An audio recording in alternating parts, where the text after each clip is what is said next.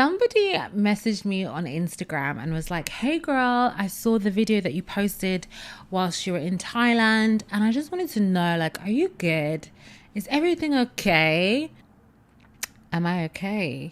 God forbid a girl goes to Thailand, gets some braids and has a spiritual awakening or two or three, and just want to talk about something, you know? The bust down is back. Well, it's actually mid-length. I realized recently that I'm actually a mid-length babe. It just suits my face a bit more. I think me just continuously buying 24, 26 inches and looking like cousin It from the Addams Family was a trauma response to what, I don't know. But all I know is that the bust down is mid-length and she is giving for my facial structure. Anyway, guys, my name is Jay and you are tuned into Miss Hyperglam. I trademarked Miss Hyperglam and I listed it under several classes. So unfortunately, I am back for good because I need to make that money back. It is April 2025. April is rapidly coming to a close. First of all, I can't believe how fast this year is going, and time essentially, which I actually researched and come to find out time has actually sped up, guys. It is not a getting older thing. Time has quite literally sped up. So there's that. Secondly, April is my birthday month. So I just had a birthday on the 16th of April and I met up with some friends and I did an outing. Like I did brunch at Rocker. It was lovely. And it's the first time I've done something for my birthday in 10 years. I'm not a Jehovah's Witness or anything like that. I'm just not an avid birthday celebrator.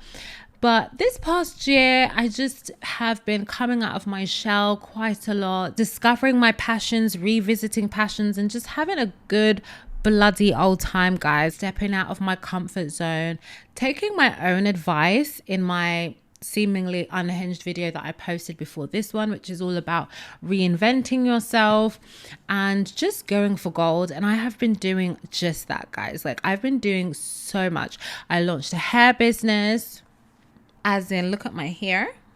I'm going to be selling it soon. Currently working on the website. It's going to be live and direct for you girlies to buy soon because this hair is lush. I started making music again, which has been really well received. I got BBC One Extra Track of the Week. I got playlisted on Apple Music. Like honestly, everything I'm touching is turning to gold.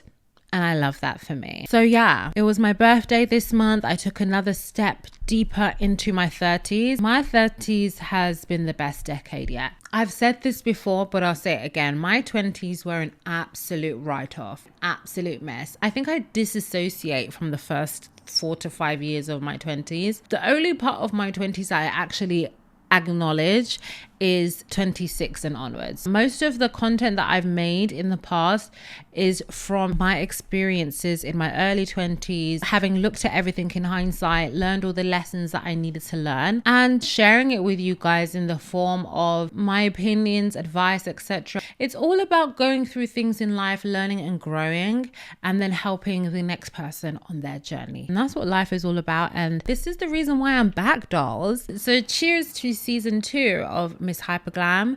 We're going bigger, we're going better. People might have thought I was unhinged before, but now, guys, I am loopy Lulu because I think the world is literally going to Lulu. As I said in the last video, anything is possible, guys. So do what the hell and what the frick you want to do when you want to do it. Period. My 30s have just been so demure. I feel so confident. I feel like I'm the most sexiest that I've ever been in my whole entire life. I feel like I'm so intelligent, so fabulous, so smart, and so everything, honestly. So I just wanted to kind of make a video about all the things I've kind of learned in my 30s so far. I love that trend that's out right now with all the girlies, you know, this is the 30s. Yeah, because the 30s is not like it was before. I remember when I was younger and I used to look at adults and think, oh my God, they're so mature. I don't know if anyone's seen those videos from like the 1960s, 1970s. Like the people in their 30s literally look like they were 50. I don't know what was going on back then, but I think maybe people just didn't really know about Korean skincare. So the girlies that are turning 28, 29, 27, and you guys are worried about turning 30, dolls, you have nothing to worry about. It's just going to get more severe. The face card is going to get more severe. The confidence is going to get more. Everything is more. It's honestly, like they said, it's like your 20s, but with confidence and more money. So shall we dive into it? Things that I've learned so far in my 30s. Let's get into it. I remember in the years leading up to my 30th, I would research on YouTube things that I learned when I was 30.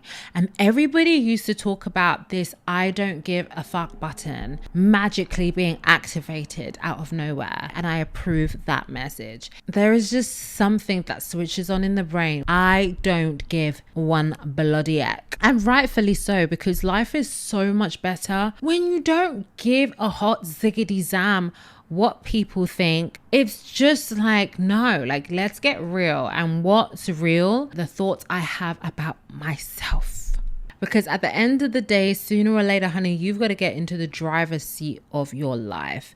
And a lot of the things that keep us as passengers in our own life is worrying about other people's opinions about us, what we're doing, fear of looking cringe, fear of not hitting the milestones that you should be hitting. Focus on yourself, focus on what you think about yourself, focus on what's right for you, and F everything else. Something about the 30s, baby. At least if you're not actively doing it, you are addressing those kind of feelings that you have. Like, why do I feel like I need to be validated by other people?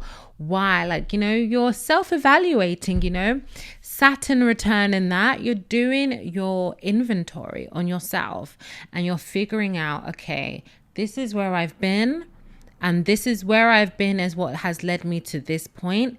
Where am I going to go next? It's very much that thing, the seeds that you plant now, you're not going to reap them now. Give it 2-3 years. Everything that you put into this moment right here, you're going to be reaping the fruits of that labor in a few years. You know what I mean? With your 30s, it's like, it's the evidence of what you spent your time on in your 20s or whatever, which is fine if it didn't go exactly how you wanted it to be. At the end of the day, life is about trial and error. We're all here for the first time. We've all essentially just arrived. Do you know what I mean? We're going to make mistakes. We're going to have to redirect ourselves 3, 4, 5 times before we get into a comfortable space within ourselves. You're going to see the results of the energy and stuff that you put in your 20s. And, it's an opportunity for you to keep going down the path if you've already planted some great seeds, or it's a time where, okay, we need to update the navigation system, we need to get on a path, we need to figure out what we're doing. But it's like you have a lot more energy to focus on that because your mind is just done with the noise, honey. As the days go by, as the months go by and the years go by, you settle more into it. Because I feel like a lot of us, especially within the Black community and Black women, we're just raised to worry about everything. I am of Congolese descent and I'm the firstborn daughter of an inner immigrant family. Like,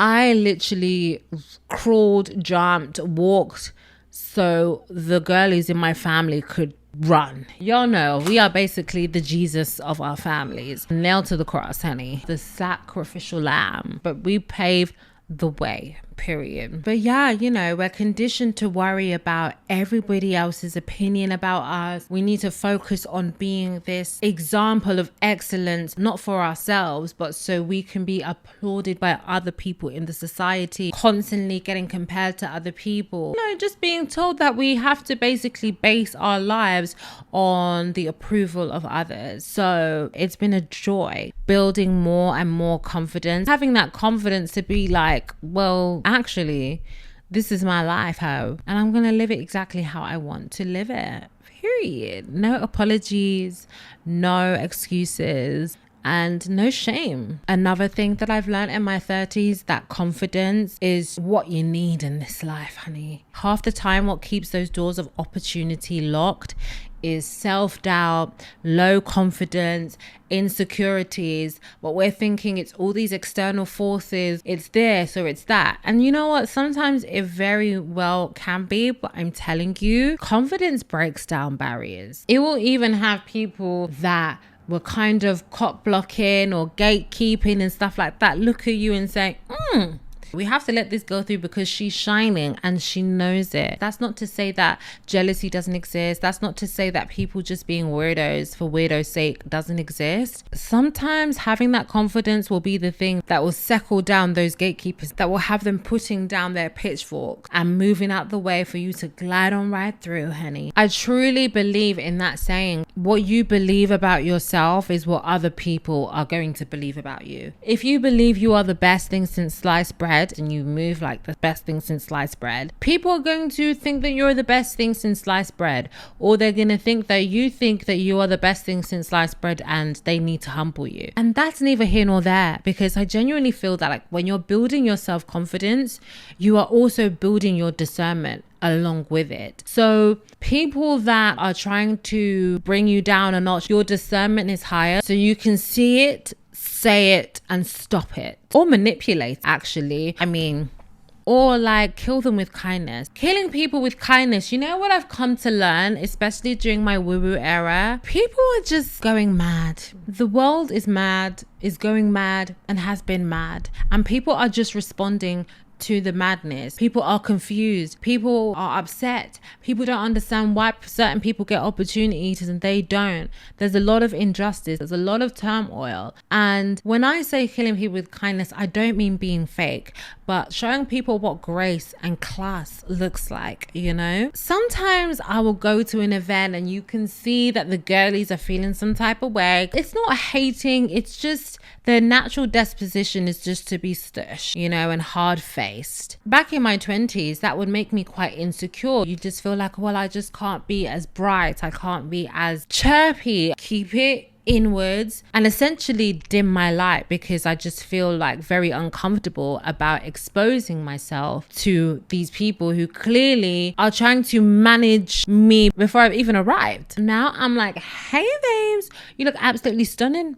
If they look stunning, why not say that? Half the time, what ends up happening is you literally see people's defense mechanisms in real time come down, get more comfortable. Actually, it is okay for me to crack a smile. I'm not being attacked. I'm not being confronted. I don't have to be so defensive. Obviously, if someone's being extremely rude and is just going out of their way, obviously you don't need to engage. But for the most part, even just cracking a smile at somebody, holding that eye contact and cracking a smile is enough to shift the whole energy of the interaction. Yeah, like I've definitely been kind of getting into more building a real human connection with people, trying to show people that I see them, you know, and in return, I feel like that grace has also been extended to me. And honestly, it's made for me making connections that I wouldn't usually make. Anyway, I feel like that's another whole conversation in itself, and that definitely deserves like a video of its own. But yes, definitely having confidence, exuding that confidence wherever you go, and not letting anybody like take that away from you, because that's the energy that I want around me, and that's the energy that I'm going to create. That's the energy I'm going to cultivate. All that other stuff is not for me. Since really building my confidence, it's like I know for a fact now, this is my disposition, this is who I am, and I'm standing in that, you know, period. Another thing that I have learned, guys, staying out of people's relationships business, especially if you're a single woman. Oh, you really have to stay out of people's business, because we are at a big age now. You know what I mean? My favorite thing now is, if you like it, I love it. I will give you that one time. I will give you that one conversation and say, babes, do you genuinely feel like you are getting the love and respect that you deserve? If the answer is no, then sit with that and really analyze that. Half the time though, they're just going to end up back with the guy next week. Women in their 30s, it kind of goes two ways. The women who kind of build in their confidence and they revel in that self-love and they really focus on themselves, find a partner who is very aligned with them because they've taken that time to work on themselves. Either stay single, or you get those 30-year-old women that are just,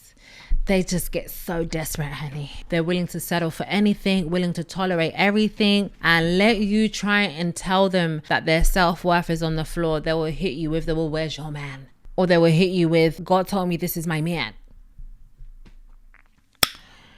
If you like it, I love it. I love it. There is no point fighting with them, darling. Let them learn the lesson on their own. Okay, I'm not finna get in anybody's mess. I'm gonna sit here and I'm going to mind my business. Can we say it together? Mind your business. Yes.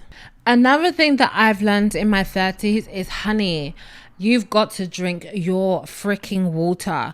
2 liters, 3 liters a day. You have to eat well. You have to exercise, because if you don't, you are going to turn into a potato overnight. Yeah. Guys, this is one thing that I'm really struggling with. I used to be able to eat whatever, whenever. That is not the case anymore. And guys, I have an affinity for yum yums. Waitrose essential yum yums. They melt in your mouth. They explode with flavor. And I have been eating 4 a day for the past 2 weeks. My blood sugar is spiked. I've been feeling so freaking tired. And this is what I'm talking about. You will feel the effects of poor diet, not exercising immediately. And let's not even talk about drinks. Let's not talk about the hangovers, okay? Get on top of your diet. And I'm speaking to my goddamn self. I'm looking at myself in the lens. Get on top of your goddamn diet. Stop thinking that because you're skinny, you can hoover up anything, because you can't. Drink your water. To be honest, I am drinking my water. I drink a lot of water. I mean, look at this skin. Do you think this skin is the skin of somebody who's not drinking water? Let's be real. Seriously, take care of your health. Go see your doctor. Go get an MOT. Check that everything is working, is in order, that you don't have any underlying illnesses or anything going on. Like, take your health seriously, guys, because it is getting to that crunch time, hun. If you're not doing your stretches, if you're not doing the gym and stuff like that, arthritis is coming in 5, 4, 3, 2, 1. Do you understand? Another thing that I am learning in my 30s, or just things that I'm doing really, is I am protecting my peace, and I cannot get enough of the word no, honey. I feel like a 2-year-old when a toddler finally learns the word no and they just cannot stop saying no. Obviously not in that way, but like, I do not feel guilty about preserving my peace. If I don't want to go out, I don't need to explain myself. Sorry, I can't come. You don't owe anyone an explanation, really, especially with the phones. We live in a day and age where everybody is very accessible because of all the social media apps. There's 1,000,001 ways in which someone can contact you. We also live in a very entitled society as well, where people feel like because they have all this like umpteen ways to contact you, that they can, and that you need to be instantaneous in your responses, because most of the time we all have our phones in our hand. But my thing is, this is my phone. I've had friends where it's just like they won't go on WhatsApp because they feel obligated to message back as soon as they step online. And I am an advocate for no, you don't. You can use your apps however you want, and I don't feel guilty about it. I will sit there on my Instagram stories. I will post a TikTok video, and you could WhatsApp me or you can call me. I will get back to you when I want to get back to you, because it's what? My freaking phone. Don't let people in society make it so you have to do what they tell you to do when they want you to do it. It is insane, the entitlement and the accessibility. And at the end of the day, it is not normal for someone to be contacting you on every single app because they see you posted on this when you haven't responded. That is a weirdo. It's your phone. Do what you want with your phone. Honestly, for me in my 30s, my friendships are turning into like family. In your 30s, it's very important to have friends that are supportive. It's very important to have friends that are on a similar wavelength to you. You know, you don't have to share the exact same opinion about absolutely everything, but there has to be a commonality there. For example, all my friends are quite creative and we all uplift each other and help each other and support each other on our creative endeavors, and we have expansive conversations to just keep everyone's brains engaged with the plans that they have, you know, and keep each other dreaming big and thinking big, because things are only getting realer in your 30s. So it's very important to have a great support system and friends who understand, and friends who are all about growth, who are understanding, who are patient, who are, you know, not immature. It's all about protecting your peace, you know, especially as a woman. 80% of autoimmune diseases happen to women. And a lot of that is because we carry the emotional stress from ourselves, from our friendships, from our relationships, partnerships. We like to suppress things inside. We don't want to ruffle feathers, so we just bottle everything in and continue to carry the energy of everyone else on our backs. That can very well turn into a disease further down the line. So things like friendships, interpersonal relationships, avenues where emotional stress can occur, we need to make sure that we're managing that. We need to make sure that the relationships that we have around us are fulfilling, you know? So yeah, that's another thing that I've definitely learned in my 30s. Like, you really need to evaluate your circle. You need to see who is giving you energy and who is sucking it away from you, and make the necessary adjustments. Aside from that, in your 30s, you know, just keep doing you. Just keep being fabulous. The fabulosity doesn't stop at any age, at any point. Just keep being you, keep being fabulous. And remember, we literally live on a flying rock. We're all here for the first time. Nobody is perfect, but I might be just a little bit. So take it easy on yourself. Don't be so hard on yourself. Have fun in this thing called life. I think that's it for this video, guys. It was so much fun. Until next time, bye.